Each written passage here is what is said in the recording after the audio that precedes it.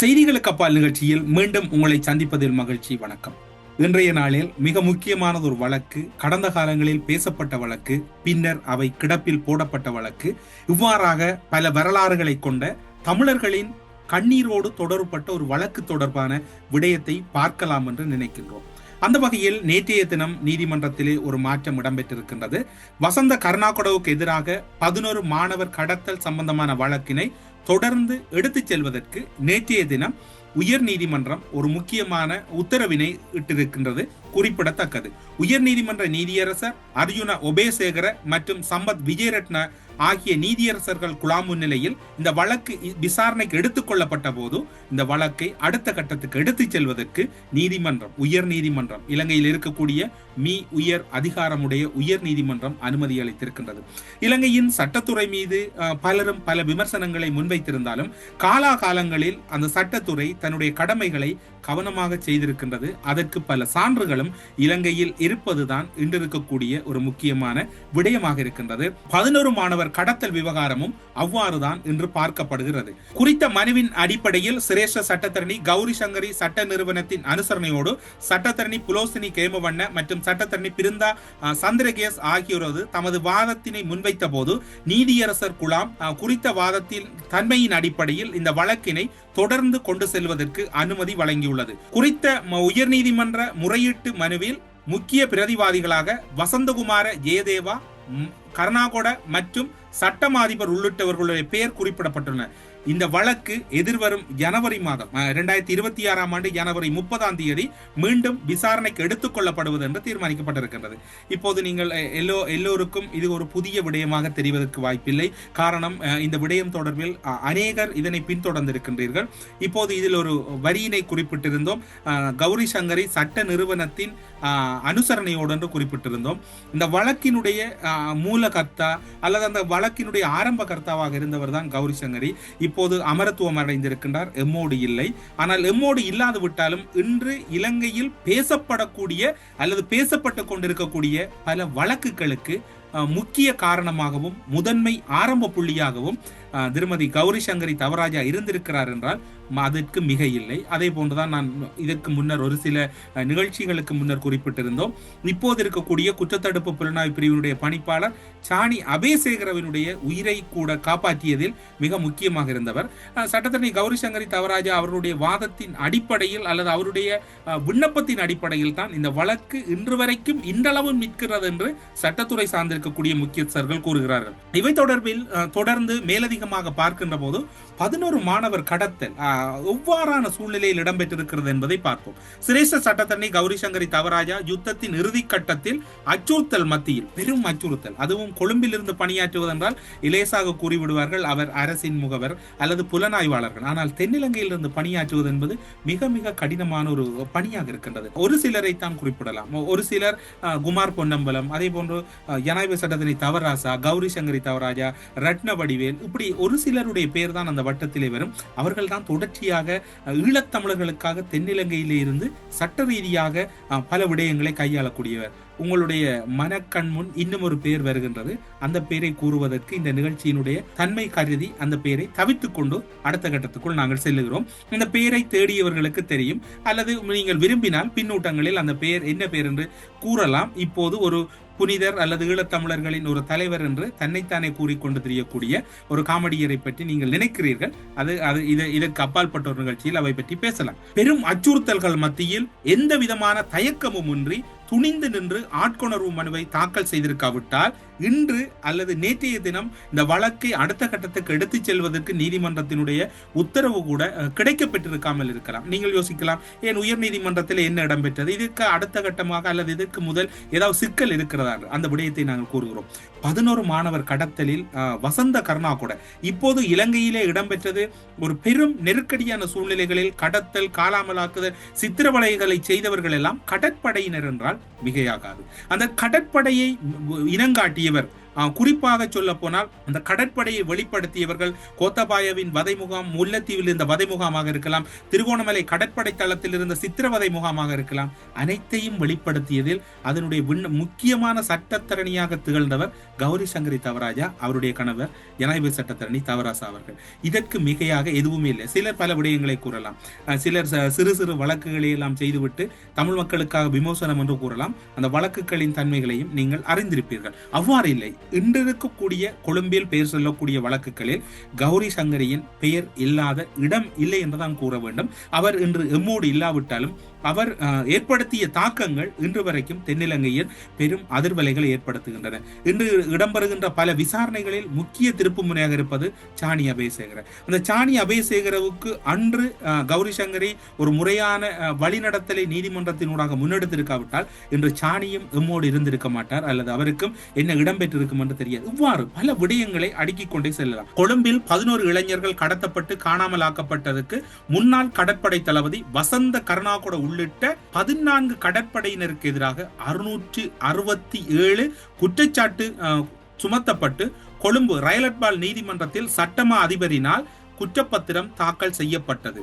இந்த வழக்கு நீதிமன்றத்தில் விசாரணைக்கு எடுத்துக் கொள்ளப்பட்ட போது 14ஆம் எதிரியாக பெயர் குறிப்பிடப்பட்ட கடற்படை தளபதி வசந்த கருணாகொட உட்பட மற்றைய 13 எதிரிகளுக்குமாக 5 ஜனாதிபதி சட்டத்தரணிகள், 75 சட்டத்தரணிகள் ஆஜராகியிருந்தார்கள். இந்த வழக்கிலே பாதிக்கப்பட்ட தரப்பு 11 மாணவர் கடத்தப்பட்ட 11 மாணவர்களின் குடும்பத்தாரின் சார்பிலே ஜனாதிபதி சட்டத்தரணி KV தவராசா அவர்களும் சட்டத்தரணி தர்மஜா அவர்களும் தான் ஆஜராகியிருந்தார்கள் 11 மாணவர்களுக்காக. இன்னும் ஒரு சட்டத்துறை சார்ந்திருக்கக்கூடிய சூழ்நிலையில் குற்றம் நிரூபிக்கப்படும் வரை அவர்கள் நிரபராதி, அவர்களுக்காக யாரும் ஆஜராகி அவர்களுடைய கருத்துக்களை முன்வைக்கலாம். அது சட்டம் கூறுகின்ற நுணுக்கமாக இருக்கின்றது. ஆனாலும் கூட இன்னும் ஒரு நெருக்கடி என்னவென்று சொன்னால், இந்த 75 வசந்த கருணாகொடவுக்காக ஆஜராகிய 75 சட்டத்தரணிகளில் 2014ஆம் ஆண்டில் ஐக்கிய நாடுகள் சபையின் மனித உரிமைகள் கூட்டத்தொடர் இடம்பெறுகின்ற போதும் அங்கு வரையப்பட்ட திட்ட வரைவை வரைவதற்காக இலங்கையிலே இப்போது ஒரு தமிழ் கட்சி ஒன்றின் தமிழரசு கட்சியினுடைய பதில் செயலாளர் என்று கூறிக்கொள்ளக்கூடிய ஒருவர் அன்றைய நாட்களில் அறிமுகப்படுத்திய ஒருவரும் இந்த வழக்கில் வசந்த கருணாகொடவின் பிணை விண்ணப்பத்துக்காக விண்ணப்பித்த 75 சட்டத்தரணிகளுள் ஒருவராக இருந்தார். இதனை கொழும்பில் இருக்கக்கூடிய பிரதான ஆங்கில ஊடகங்கள் இதனை மேற்கோள் காட்டியிருந்ததையும் இங்கு ஞாபகப்படுத்த விரும்புகிறோம். சட்டத்துறை சார்ந்திருக்கக்கூடிய விடயங்களில் அவை சட்டத்தரணிகள் எல்லோருக்கும் சேவைகளை வழங்க வேண்டும். ஆனால் இவரும் அதில் சேவை வழங்கினார் என்பதுதான் முக்கியம். அன்று ஐக்கிய நாடுகள் சபை கூட்டத்தொடரில் எமக்காக அறிமுகப்படுத்தப்பட்டவர். அதனைத்தான் தொடர்ச்சியாக உங்களுக்கு கூறுகின்றோம். எம்முடைய விவகாரங்களை கையாளுவதற்கு தென்னிலங்கையில் இருக்கக்கூடிய தமிழ் தேசியத்துக்கு அப்பாற்பட்டவர்களை தென்னிலங்கை அரசுகள் சார்பில் பலரும் பயன்படுத்தி இருக்கிறார்கள். அதில் ஒரு கட்டம் தான் இதுவாக இருக்கின்றது. இவ்வாறாக 11 மாணவர் கடத்தல் விவகாரம் பேசப்படுகிறது. திருகோணமலையில் கடற்படையினரின் கன்சைட் ரகசிய தடுப்பு முகாம், சித்திரவதை முகாம், முல்லைத்தீவில் இயங்கிய கோத்தபாயவின் இராணுவ வதை முகாம் சட்ட ரீதியாக வெளிக்கொண்டு வரப்பட்ட வழக்காக இந்த வழக்கு இருக்கின்றது. 2008ஆம் ஆண்டு காலப்பகுதியிலே இந்த வழக்கு நீதிமன்றத்தில் எடுத்துக் கொள்ளப்படுகிறது. மிகவும் பரபரப்பாக இருக்கின்றது. அதன் பின்னர் தான் கௌரி சங்கரி தவராஜா அவர்களின் அந்த விண்ணப்பத்திற்கு பின்னர் நீதிமன்றம் அதிர்வலைகளை ஏற்படுத்திய பின்னர் சர்வதேச ரீதியாக சர்வதேசத்தின் போர்க்குற்றங்களுக்கு பொறுப்பாக இருக்கக்கூடிய ஸ்டீபன் ரப் அவர்கள் குறித்த திருகோணமலை வதை முகாம் இருந்த பகுதியை பார்வையிடுகிறார். அந்த நிலையில் அந்த காலப்பகுதியில் இலங்கைக்கான அமெரிக்க தூதுவரும் அவரோடு உடன் இருந்த காட்சிகளையும் பலரும் பார்த்திருப்பீர்கள். இவ்வாறாகத்தான் அந்த சம்பவங்கள் வெளிக்கொண்டு வரப்பட்டது. இதனை வெளிக்கொண்டு வந்ததில் மிக முக்கியமாக இருந்தவர் இவர்தான். இப்போது ஒரு கடற்படையின் புலனாய்வு பிரிவுக்கு பொறுப்பான கடற்படை தளபதி கைது செய்யப்பட்டிருக்கார். அடுத்த கைது வசந்த கருணாகொடவை நோக்கி நகரப் போகிறதா அல்லது அடுத்த கைது எவ்வாறான நிலையில் நகரும் என்பதை நாம் பொறுத்திருந்து பார்ப்போம். ஜனவரி 30ஆம் தேதி வரைக்கும். இதில் அவதானிக்கப்பட வேண்டிய ஒரு முக்கியமான பகுதி, சட்டமாதிப திணைக்களகத்தின் உயர் அதிகாரிகளாக கடமையாற்றிய பிரதி மன்றாடியார் நாயகம், சவேந்திர பெர்னாண்டோ மற்றும் சுகத் கமலத் ஆகிய இருவரும் இலங்கை கடற்படையினரால் கடத்தப்பட்டதாக கூறப்படும் 5 மாணவர் உட்பட 11 தமிழ் இளைஞர்கள் கடத்தல் தொடர்பாக புலனாய்வு திணைக்கள விசாரணைகளில் சந்தேக நபர்களான கடற்படை அதிகாரிகள் சார்பாக எவ்வாறு தலையிட்டனர் என்பதை குற்றப்புலனாய்வு திணைக்களம் சமர்ப்பிக்க வேண்டும் என்கின்ற ஒரு கட்டளை பிறப்பிக்கப்பட்டதோடு மட்டுமல்லாது சிஐடி அதாவது குற்றத்தடுப்பு புலனாய்வு பிரிவினுடைய அத்தியட்சகராக இருந்த சாணி அபேசகர நீதிமன்றத்தில் வெளிப்படுத்தியமை சமூகங்களிலும் பெரும் அதிர்வலைகளை ஏற்படுத்தியது. 11 இளைஞர்கள் கடத்தல் தொடர்பான விசாரணைகளை மேற்கொண்ட குற்றத்தடுப்பு புலனாய்வு பிரிவின் சிரேஷ்ட போலீஸ் அத்தியட்சகர் சாணி அபேசேகர 2019 கார்த்திகை மாதத்தில் ஏற்பட்ட ஆட்சி மாற்றத்தின் பின்னர் குற்றப்புலனாய்வு திணைக்களத்தின் பணிப்பாளர் பதவியிலிருந்து அகற்றப்பட்டு தென்மாகாண சிரேஷ்ட போலீஸ் அத்தியட்சகர் போலீஸ் மாதிவின் செயலாளராக நியமிக்கப்பட்டதை அடுத்து குற்றத்தடுப்பு புலனாய்வு பிரிவின் திணைக்கள பணிப்பாளர் பதவியிலிருந்து அகற்றப்பட்டதை எதிர்த்து சிரேஷ்ட போலீஸ் அத்தியட்சகர் சாணி அபேசேகர உயர் நீதிமன்றத்தில் அடிப்படை மனு ஒன்றை தாக்கல் செய்கிறார். தன்னுடைய பதவியை முறையற்ற விதத்திலே நீக்கியது தொடர்பில் அடிப்படை உரிமை மீறல் மனு ஒன்று தாக்கல் செய்யப்படுகிறது. குற்றப்புலனாய்வு திணைக்களத்தின் 5 மாணவர் உட்பட 11 தமிழ் முஸ்லிம் இளைஞர் கடத்தல் தொடர்பாக விசாரணைகளை நடத்திய போது மறைக்கப்பட்ட பல திடுக்கிடும் தகவல்களான திருகோணமலை கடற்படை கன்சாய் ரகசிய தடுப்பு முகாம், கோத்தபாய ராஜபக்சவின் முல்லைத்தீவில் இயங்கிய கோத்தபாய ராணுவ வதை முகாம், சட்ட ரீதியாக வெளிக்கொண்டு வருவதற்கு நீதிமன்றத்தில் நடைபெற்ற ஆட்கொணர்வு மனு விசாரணையில் சாட்சியம் அளித்த புலனாய்வு பிரிவின் சிரேஷ்ட விசாரணை பிரிவின் பொறுப்பதிகாரியான நிசாந்தடி சில்வா வழங்கிய முழு ஒத்துழைப்புமே முக்கிய காரணமாகும். 2019 ஆண்டில் கார்த்திகை மாதத்தில் ஏற்பட்ட ஆட்சி மாற்றத்தின் பின்னர் குற்றப்புலனாய்வு திணைக்களத்தின் புலனாய்வு பிரிவின் விசாரணை பிரிவின் பொறுப்பதிகாரியான நிசாந்தடி சில்வா சுவிட்சர்லாந்துக்கு செல்லுகின்றார். ஒட்டுமொத்தத்திலே அன்றைய நாட்களில் ஒரு சில மாதங்கள் தாமதித்திருந்தால் வசந்த கருணாகொட உட்பட பலர் சிறைக்கு சென்றிருப்பார்கள். ஆட்சி மாற்றம் ஒன்று ஏற்படாது விட்டார். இப்போது புரிகின்றதா அந்த ஆட்சி மாற்றம் ஏற்பட்டதற்கான காரணம்? ஒருவேளை இன்று இருக்கக்கூடிய அரசுக்கும் ஆட்சி மாற்றம் ஒன்றுக்கான வாய்ப்புகள் இருப்பதாக கூறப்படுகிறது. காரணம், இவ்வாறான குற்றச்சாட்டுகளோடு தொடர்புடைய பல குற்றவாளிகள் தப்பிப்பதற்கான வாய்ப்புகளை நோக்கி அந்த குற்றச்சாட்டுகளோடு தொடர்புடையவர்கள் சதி வேலைகளில் ஈடுபடுகின்றமையும் இங்கு குறிப்பிடத்தக்கது. 2008 ஆண்டு செப்டம்பர் 17 இரவு 10 மணியளவில் 3 தமிழ் இளைஞர்கள் அவர்களது நண்பரான 2 முஸ்லிம் இளைஞர்களும் பயணம் செய்த வாகனத்தோடு கடத்தப்பட்டு கடற்படையினரால் கடத்தப்பட்டு 5 மாணவர்கள் பெற்றோர்கள் சார்பில் தான், காணாமல் போன மாணவர்கள் பெற்றோர்கள் சார்பில் தான் இந்த வழக்கு தாக்கல் செய்யப்படுகின்றது. இவ்வாறு இந்த வழக்கினுடைய தன்மையை பார்த்தால் கடத்தல் வழக்கு தாக்கல் செய்ய முடியாது. ஆனாலும் கூட துணிந்து கௌரி சங்கரி இந்த வழக்குக்கான முகாந்தரங்களை ஆரம்பிக்கின்றார். நீதிமன்றத்தின் உதவியை நாடுகின்றார். நீதிமன்றத்தின் கதவுகளும் அகல திறக்கப்படுகிறது. நீதிமன்றத்திலே அதி உச்சமான வாதங்கள் இடம்பெறுகின்றன. ஒரு கட்டத்திலே 5 ஜனாதிபதி சட்டத்தரணிகளும் 75க்கு மேற்பட்ட சட்டத்தரணிகளும் குற்றஞ்சாட்டப்பட்ட கடற்படையினர் சார்பில் ஆஜரான போது கூட அதனை சமாளிக்க முடியாமல் திணறினார்கள். அந்த நீதிமன்றத்திலே கௌரி சங்கரி சவராஜா அவர்களுடைய அந்த தன்மையின் அடிப்படையில் அல்லது அவருடைய ஆலோசனையின் அடிப்படையில் ஜனாதிபதி சட்டத்தரணி KV தவராசா, சட்டத்தரணி மற்றும் தர்மஜா ஆகியோருடைய வாதங்கள் அதி உச்சம் பெற்றிருந்த கட்டத்திலே ஒரு கட்டத்திலே அடுத்த கட்டத்தை நகர்த்த முடியாமல் ஒரு தடுமாற்றம் கூட அங்கு இடம்பெற்றிருந்ததாக கூறப்படுகிறது. 11 மாணவர் கடத்தலில் வசந்த கருணாகொட இன்று சிறையில் இருக்க வேண்டியவர். அவரை காப்பாற்றியது யார் என்பது உங்களுக்கு இப்போது புரிந்திருக்கு. இந்த வழக்கு நீதிமன்றத்தில் எடுத்துக்கொள்ளப்பட்ட போது பல விடயங்கள் சுவாரஸ்யமாக பேசப்பட்டன. அதாவது பாதிக்கப்பட்ட தரப்பினர் சார்பில் ஆஜரான சட்டத்தரணிகளின் எண்ணிக்கையும் குறைவு, அது தொடர்பில் கரிசனை காட்டியவர்களுடைய விதமும் குறைவு.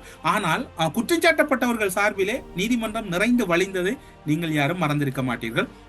அன்றைய காலப்பகுதியை ஞாபகம் இருப்பவர்களுக்கு அந்த விவகாரங்கள் மிக நெருக்கமாக தெரியும் என்று கூறலாம். ஜனாதிபதி சட்டத்தரணி KV தவராசா அவர்கள் புலனாய்வு பிரிவினுடைய அதிகாரி நிசாந்தடி சில்வாவின் சாட்சியங்களை நெறிப்படுத்துகையில் நிசாந்தடி சில்வா தனது சாட்சியத்தில் கடத்தப்பட்டவர்களுக்கும் காணாமல் ஆக்கப்பட்டவர்களுக்கும் விடுதலை புலிகளுக்கும் எந்த தொடர்பும் அற்றவர்கள் என சாட்சியம் அளித்தார். குற்றத்தடுப்பு புலனாய்வு பிரிவினுடைய ஒரு அதிகாரி கூறிய ஒரு முக்கியமான விடயம் இப்போது உங்களுக்கு ஞாபகம் இருக்கும். என்ன இடம்பெற்றாலும் அண்மையில் ஈராவூர் பகுதியிலே கைக்குண்டுகள் அகலப்பட்டன. உடனே விடுதலை புலிகளினுடைய கைக்குண்டுகள் உங்களுக்கு ஞாபகம் இருக்கும். பவுனதீவு பகுதியிலே ஒரு துப்பாக்கி சூட்டு சம்பவம் இடம்பெற்றது. அது விடுதலை புலிகள் மீள உருவாகுவதற்காக உருவாக்கப்பட்டது அல்லது மீள உருவாகுவதற்காக விடுதலை புலிகளால் தயாரிக்கப்பட்டது என்ற கருத்து கூறப்பட்டது. அதன் பின்னர் இப்போது பார்த்தால் வவுனதீவு தாக்குதலில் குற்றத்தடுப்பு புலனாய்வு பிரிவினுடைய அதிகாரிகள் தொடர்பட்ட அவர்கள் கைது செய்யப்பட்டிருக்கின்றார்கள். ஈராவூரோடு தொடர்பட்டவர்கள் என்று கூறப்படுகிறது. முன்னாள் போராளிகள் வவுனதீவு தாக்குதலில் கைது செய்யப்பட்டார்கள். முன்னாள் போராளி அஜந்தன், பின்னர் அவர் இப்போது நீதிமன்றத்தால் விடுதலை செய்யப்பட்டிருக்கிறார். என்ன விடயத்தை எடுத்தாலும் இலங்கையில் இருக்கக்கூடிய ஆட்சியாளர்கள் என்பதை கடந்து இலங்கையிலே கடந்த காலங்களிலே ஆட்சி செய்தவர்களின் ஒரு சொல்லாக இருந்தது எல்லாம் விடுதலை புலிகள். அது மட்டுமல்லாது விடுதலை புலிகளோடு தொடர்பானவர்கள் அல்லது விடுதலை புலிகள் மீளுருவாக்கம் என்று அதே விடயத்தை தான் இந்த 11 மாணவர்கள் விடயத்திலும் நீதிமன்றத்திலே பிழையாக வழிநடத்த முற்பட்ட போது சாட்சியங்களை வழிநடத்திய ஜனாதிபதி சட்டத்தினை தவராசா அவர்களுடன் சாட்சியங்களோடு கூடவே சென்ற நிசாந்தடி செல்வா இல்லை அவர்கள் விடுதலை புலிகளுக்கும் அவர்களுக்கும் தொடர்பில்லை என்கின்ற மிக முக்கியமான ஒரு விடயத்தை குற்றத்தடுப்பு புலனாய்வு பிரிவின் சார்பிலே அறிக்கையாக சமர்ப்பிக்கின்றார். சட்டவிரோத செயல்களை செய்துவிட்டு தேசிய பாதுகாப்பை காரணம் காட்டி குற்றவாளிகள் தப்பித்து போக எக்காரணம் கொண்டும் இடமளிக்க முடியாது. சட்டவிரோத செயல் செய்தது ஆட்கடத்தல், கப்பம் பெறுதல், காணாமலாக்குதல், படுகொலை என்கின்றதை செய்துவிட்டு தேசிய பாதுகாப்பை காரணம் காட்டி இவர்களை தப்பித்து செல்ல முடியாது என்று மிகவும் ஆணித்தரமாக நிசாந்தடி செல்வா மீண்டும் நீதிமன்றத்திலே வலியுறுத்துகின்றார். இவை அன்றைய காலப்பகுதியில் இடம்பெற்ற நீதிமன்ற விவாதம். அந்த நிசாந்தடி செல்வா கூறிய ஒரு முக்கியமான கூற்று நீதிமன்றத்திலே இங்கு அவதானிக்கப்பட வேண்டியிருக்கின்றது. இதுதான் நமது நீதித்துறை மீது நாம் கொண்டிருக்கும் இறுதி நம்பிக்கை உயிர்ப்போடு இருக்க செய்வதற்காக அமையும் எனில் அந்த இவ்வாறான செயற்பாடுதான் நீதிமன்றத்தை உயிர்ப்போடு இருக்க செய்வதற்கு அமையும். காரணம், குற்றத்தடுப்பு புலனாய்வு பிரிவினுடைய அதிகாரிகள் அனைவருமே இந்த வழக்கிலே ஒரு முக்கியமான கட்டம் வசந்த கர்ணா கூட குற்றவாளியா சுத்தவாளியா என்று வாதம் நடந்து கொண்டிருந்த போது அவர் ஒரு குற்றவாளி என்பதை நிரூபிப்பதற்கான அனைத்து முகாந்தரங்களை நோக்கி வழக்கு நகர்ந்து கொண்டிருந்த போது இடையிலே ஒரு சம்பவம் இடம்பெறுகிறது. அவற்றைத்தான் நாங்கள் இப்போது என்னென்று பார்ப்போம். முன்னாள் கடற்படை தளபதி வசந்த கர்ணா கூட உயர் நீதிமன்றத்தில் மனு தாக்கல் செய்ததை அடுத்து உயர் நீதிமன்றம் மேல் நீதிமன்றத்தில் நடைபெற்றுக் கொண்டிருந்த வழக்கை இடைநிறுத்துகின்றது. உயர் நீதிமன்றத்தில் தாக்கல் செய்யப்பட்ட வழக்கின் அடிப்படையில் மேல் நீதிமன்றத்தில் நடைபெற்றிருந்த வழக்கு இடைநிறுத்தப்படுகிறது. அதன் பின் வசந்த கர்ணா கூட அதன் பின்னர் ஆட்சிக்கு வந்தவர் உங்களுக்கு யாவருக்கும் தெரிந்தவர் கோட்டாபாய ராஜபக்ச. இவர்கள் இந்த கடற்படை தளபதியாக இருக்கலாம் அல்லது இலங்கையில் இருந்த முப்படைகளையும் இயக்கிய யுத்த காலத்திலே அங்கு இயக்கிய கோத்தபாய வதை முகாமாக இருக்கலாம், திருகோணமலை கடற்படை வதை முகாமாக இருக்கலாம், அதற்கு மேலதிகமாக பல இராணுவ ஒட்டுக்குழுக்களை வழிநடத்தியதாக இருக்கலாம், ட்ரிப்போலி பிளட்டூன் என்கின்ற அமைப்புகளை இயக்கிய கதாநாயகன் கோட்டாபாய ராஜபக்ச பதவிக்கு வருகின்றார். உடனடியாக வசந்த கர்ணா கூடவெல்லாம் ஐயையோ நாங்கள் எல்லோரும் நிரபராதிகளாகிவிட்டோம் என்கின்ற ஒரு மனநிலை அவர்களுக்குள் ஏற்படுகிறது. இந்த வழக்கினுடைய இடைநிறுத்தமும் அதற்கு வாய்ப்பாக அமைகிறது. அதன் பின்னர் வசந்த கர்ணா கூட வடமேல் மாகாண ஆளுநராக நியமிக்கப்படுகின்றார். சிரேஷ்ட சட்டத்தனி கௌரி சங்கரி தவராஜா யுத்த இறுதி காலகட்டங்களில் உயிர் அச்சுறுத்தல் கூட இருந்தது. குறித்த காலங்களில் கடந்த காலங்களில் அவரோடு உரையாடுகின்ற போது குறிப்பிடுவார், இரவு 8 மணிக்கு பின்னர் அவர்களுடைய நிலைய தொலைபேசி அழைப்பை கூட அவர்கள் பதிலளிப்பதில்லை, சில வேளைகளில் அவற்றை துண்டித்து விடுவோம் என்று கூறுவார். காரணம் என்னவென்று சொன்னால் பெயர் தெரியாதவர்கள், யார் என்று தெரியாதவர்கள், தமிழில் கதைப்பார்கள், சிங்களத்தில் கதைப்பார்கள், ஆங்கிலத்தில் கதைப்பார்கள் என்று இந்த தொலைபேசியே கிட்ட செல்வதற்கே ஒரு அச்சப்பட்டிருந்த ஒரு சூழ்நிலையை கூட பல சந்தர்ப்பங்களில் குறிப்பாக என்னுடன் பகிர்ந்து கொண்டிருக்கின்றார். அவர் சட்டத்துறை சார்ந்து பல பணியாற்றிய போது அவரோடு உரையாட கிடைக்கின்ற சந்தர்ப்பங்களில் அவற்றை பகிர்ந்திருக்கின்றார். ஒரு கட்டத்தில் கேட்டேன், நீங்கள் கௌரி சங்கரியாக இருக்கின்றீர்கள், ஒரு தமிழ் பெண்ணாக இருக்கின்றீர்கள், வசந்த கர்ணா கூட கோட்டாபாய வந்துவிட்டால் இதனை எப்படி நீங்கள் சமாளிக்க போகிறீர்கள் என்று அவர் கூறிய ஒரு வசனம் தான் இன்னும் ஞாபகம் இருக்கின்றது. என்னுடைய நம்பிக்கையாக இருப்பது என்னிடம் இருக்கக்கூடிய சட்டத்துறை, எனக்கு நம்பிக்கை தருகின்ற நீதிமன்றத்தில் இருக்கக்கூடிய ஒரு முதன்மையான நீதி பரிபாலன் தான் என்னிடம் இருக்கக்கூடிய நம்பிக்கை. இலங்கை நீதிமன்றத்திலே இந்த விடயங்களுக்கு தண்டனை பெற்றுக் கொடுக்க முடியும். அதனை நோக்கி நகர்ந்தேன்.